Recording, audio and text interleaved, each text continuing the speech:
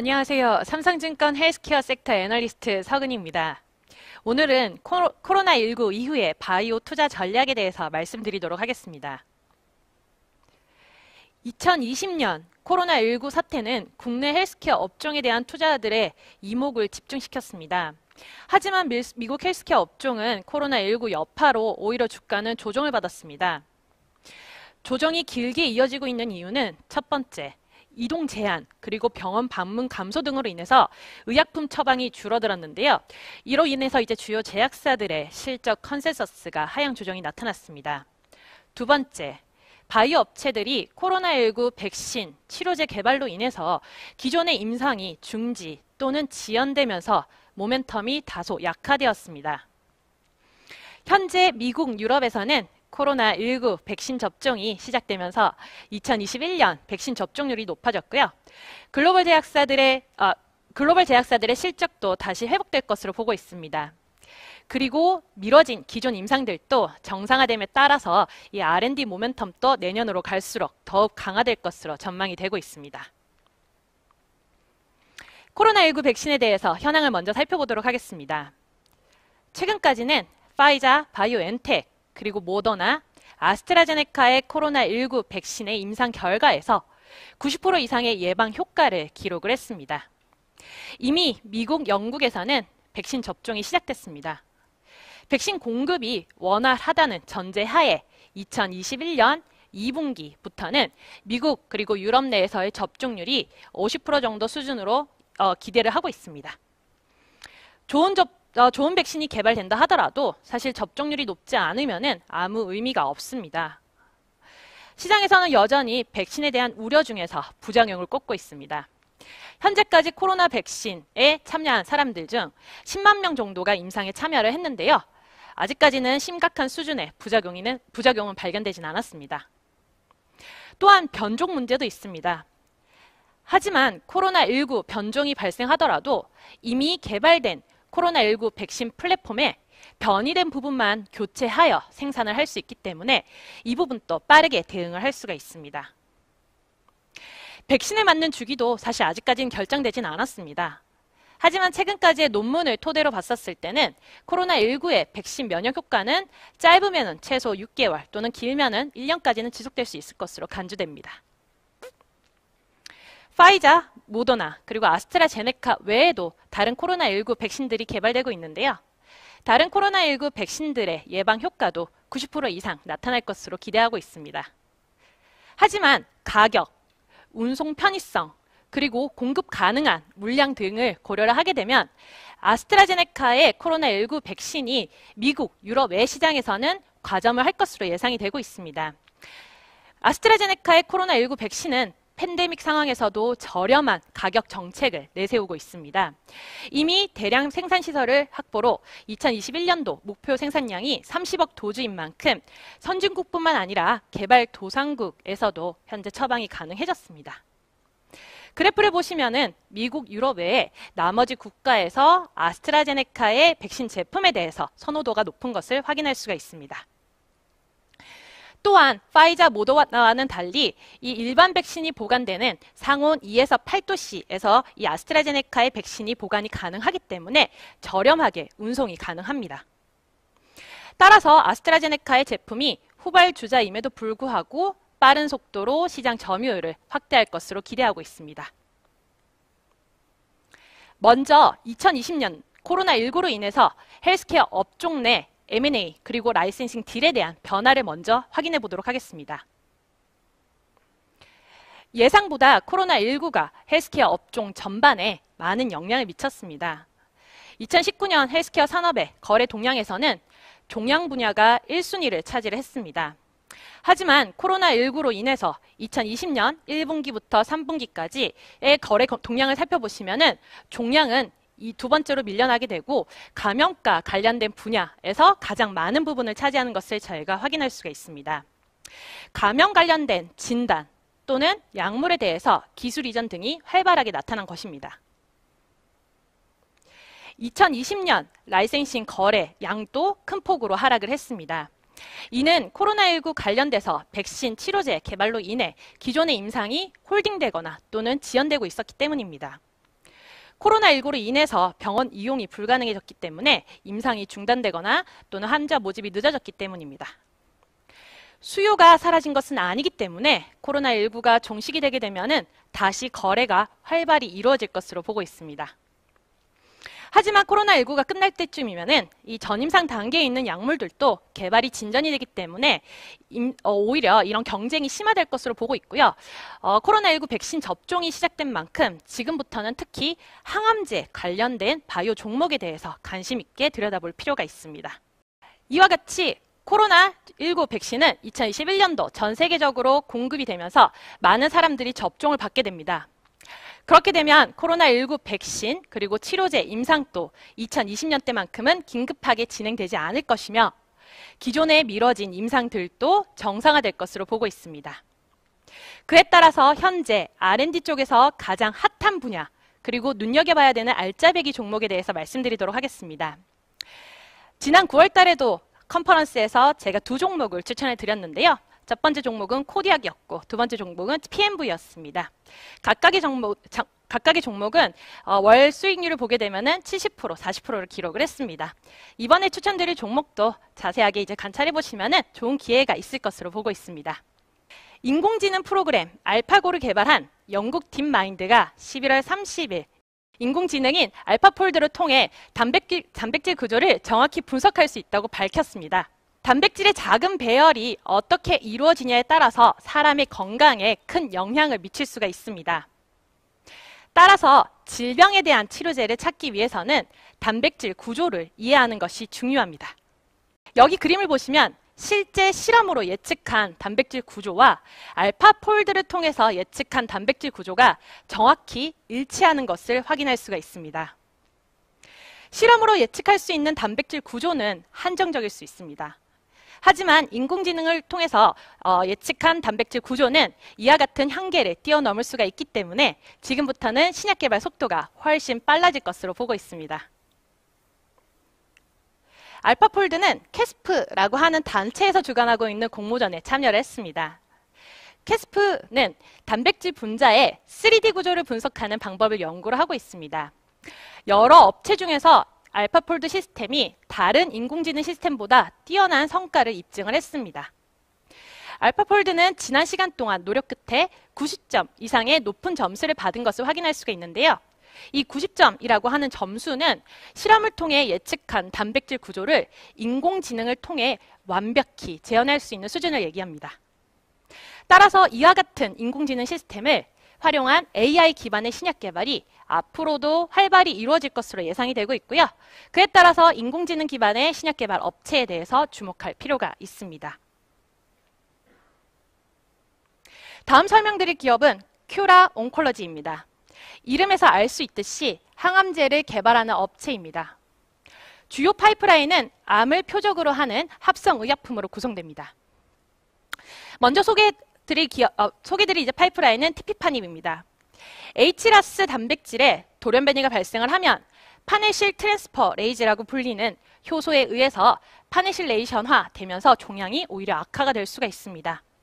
바로 이 티피파닙은 이 파네실 트랜스퍼레이즈라고 불리는 효소를 억제하는 약물입니다. 지난 아스코에서 두경부암 환자 대상으로 해서 전체 반응률이라는 거는 임상에 참여한 사람들 중에서 종양이 감소한 환자들의 비중인데요. 이 전체 반응률이 50%를 달성을 했습니다. 기존에 두경부암 환자 대상으로 했던 항암제들의 일반적인 반응률이 13에서 16%인 것을 감안하면 매우 좋은 결과임을 확인할 수가 있습니다. 두 번째 파이프라인은 메닌 혼합 계통의 돌연 변이를 가진 환자 대상의 표적 항암제 K5539입니다. 최근 혈액암 학회에서 의미 있는 임상 1상 결과를 발표를 함으로써 많은 주목을 받았습니다. 급성골성 백혈병 환자 12명 중에서 특정 돌연 변이를 가진 환자 대상으로 해서 종양이 관찰되지 않은 완전 관해 결과를 얻었습니다. 2021년도에는 임상 1상과 관련돼서 완전 데이터 발표가 있을 예정이고요. 연말에는 임상 2상과 관련된 데이터 발표가 예정되어 있는 만큼 주목할 필요가 있습니다. 다음 기업은 미라티입니다. K라스 단백질에서 G12C 변이가 나타나면 KRAS가 여기서 보게 되면은 파란색으로 나타나 있는 이 GTP라고 하는 물질하고 결합을 하게 됩니다. 이 결합이 강력해지면서 종양이 유발되게 된다고 보시면 될 것 같아요. GTP와의 이 결합을 막기 위해서 KRAS 저해제를 처리를 하게 되면 KRAS는 더 이상 GTP와의 결합이 아닌 여기서 보게 되면 빨간색으로 나타나는 GDP와의 결합이 이루어지게 됩니다. 그렇게 되면은 종양이 감소하는 결과가 나타날 수가 있습니다. KRAS의 변이 하위 타입인 G12C를 타깃하는 항암제 개발에 있어서 사실 임상이 가장 앞서 나가 있는 회사는 암젠입니다. 하지만 미라티는 지난 10월 달에 발표한 임상 결과에서 이 암젠의 항암제 임상 결과를 뛰어넘는 발표를 했습니다. 미라티의 MRTX849라고 하는 파이프라인의 임상 1 이상에서 비소세포 폐암 환자 대상으로 해서 전체 반응률 45%, 그리고 질병 통제율 96%의 굉장히 긍정적인 결과를 발표를 했습니다. 암젠의 AMG 510은 비소세포 폐암 환자 대상으로 해서 전체 반응률은 35%에 그쳤습니다. MRTX849의 단독 투여 요법의 임상 이상 환자 모집이 현재는 완료가 되었고요.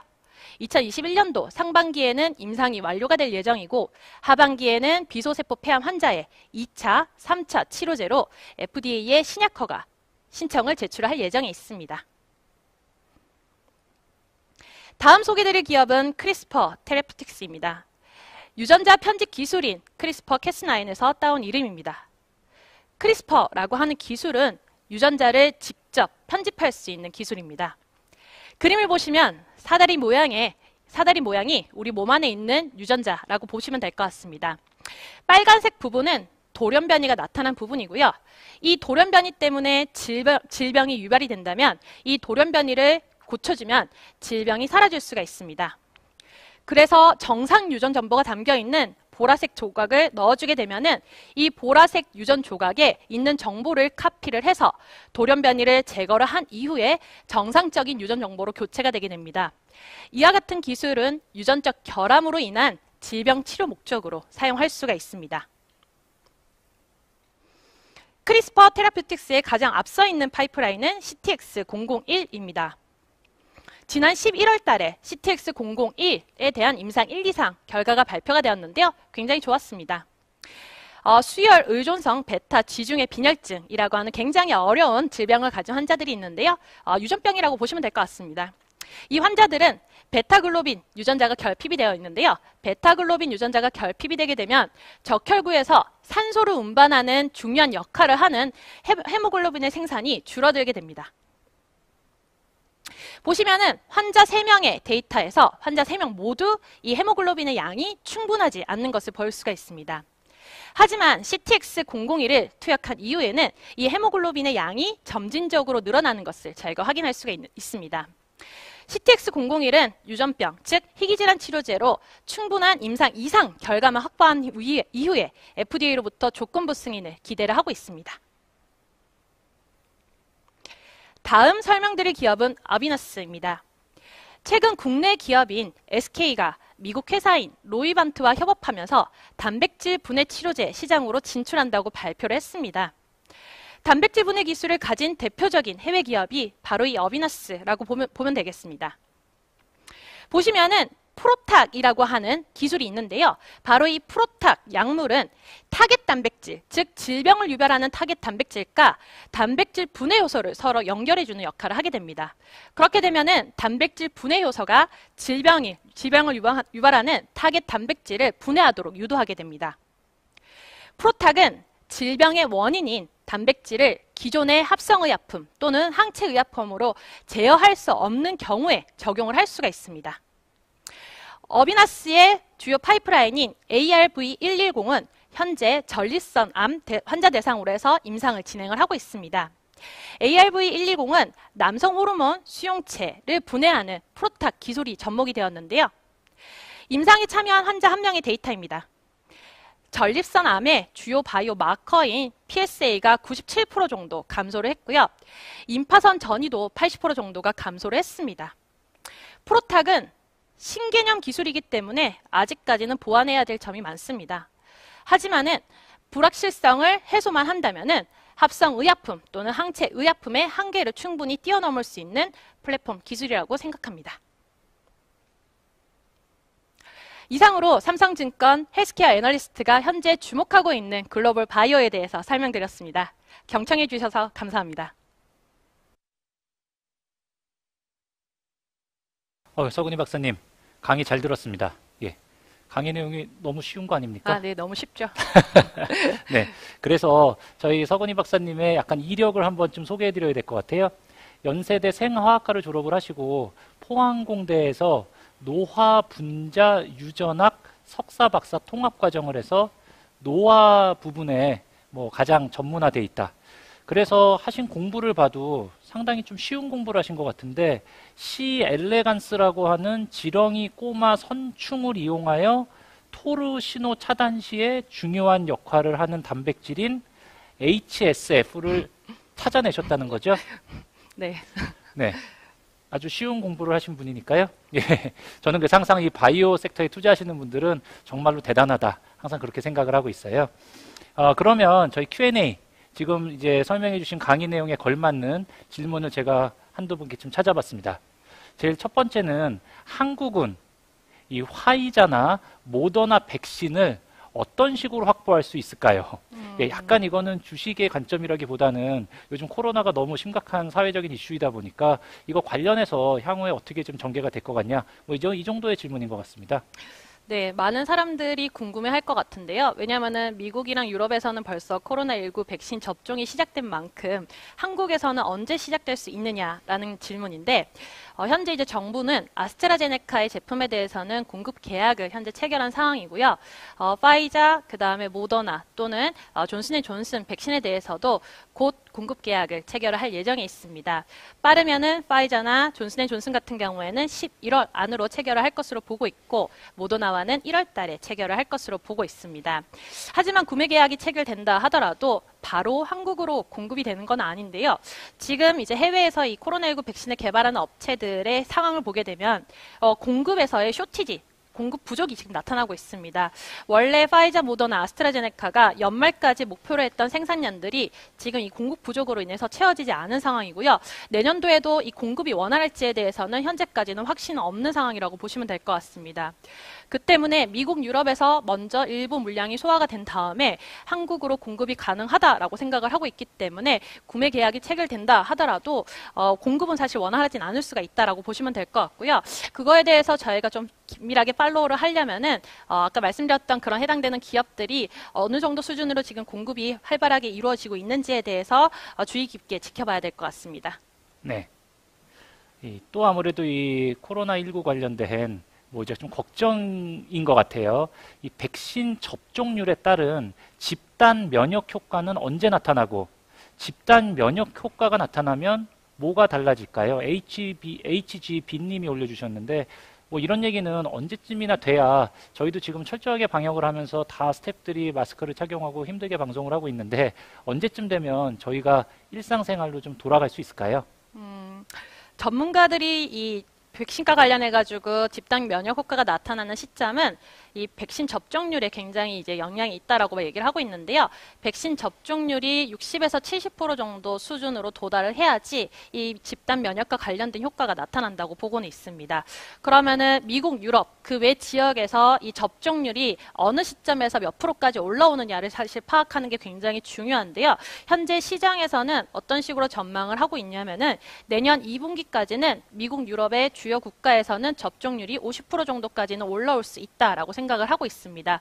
그리고 그 이후에는 12세 이하의 어린이들에게도 접종이 시작되면서 접종률이 60에서 70%까지는 내년 하반기에는 올라올 수 있다라고 전망이 되고 있어요. 물론 한국은 조금 상황이 다를 수는 있지만 미국이나 유럽처럼 미리 이제 코로나19 백신을 맞을 수 있는 국가에서는 내년 하반기부터는 접종률 60에서 70% 정도 도달할 수 있기 때문에 집단 면역 효과가 나타날 것으로 보고는 있습니다.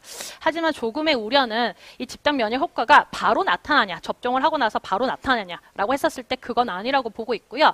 보통 이제 접종한 다음에 면역 효과가 이제 부스팅 되는 시점은 보통 한 달에서 두 달 정도 보고 있고, 그 면역에 대해 가지고 효과가 지속되는 기간도 중요한데, 제가 아까 설명드렸던 말씀드렸던 것 중에서 6개월에서 1년 정도는 이 백신 효과가 지속될 수 있다라고 말씀을 드렸지만 아직까지는 구체적인 연구 결과가 없는 상황입니다. 그 때문에 그런 데이터도 사실 확보가 돼야지 이 접종률이 70% 올라갔었을 때 바로 집단 면역 효과가 이어질지 아니면 좀 더 시간을 기다려야 될지는 내년쯤에 결정되지 않을까라고 생각은 하고는 있습니다. 네.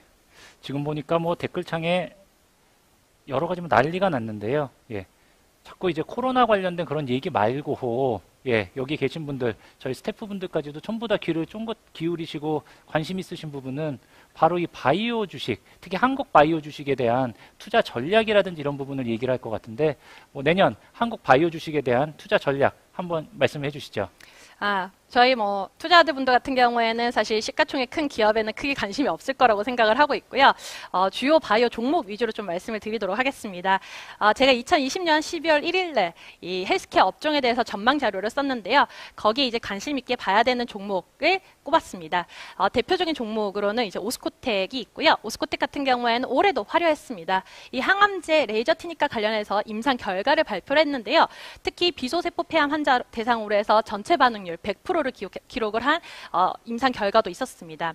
내년도에는 레이저 티니까 관련해가지고 추가적으로 임상 데이터 발표도 있을 거고요. 그리고 조만간이면 식약처로부터 레이저 티니까 관련된 조건부 허가 승인도 있을 걸로 보고 있습니다. 그렇기 때문에 레이저 티니까 관련된 추가적인 모멘텀이 내년에도 계속 유효하다라고 보시면 될 것 같고요. 지금 말씀하신 종목 잘 못 알아들으셨을 수도 있으니 다시 한 번만 말씀해 주시겠어요? 이 종목 이름이요? 오스코텍입니다. 네, 오스코텍. 네, 그리고 내년도에 정말 주목해야 되는 이 오스코텍의 파이프라인 중 하나가 경구용 류마티스 관절염 치료제인 식저해제입니다.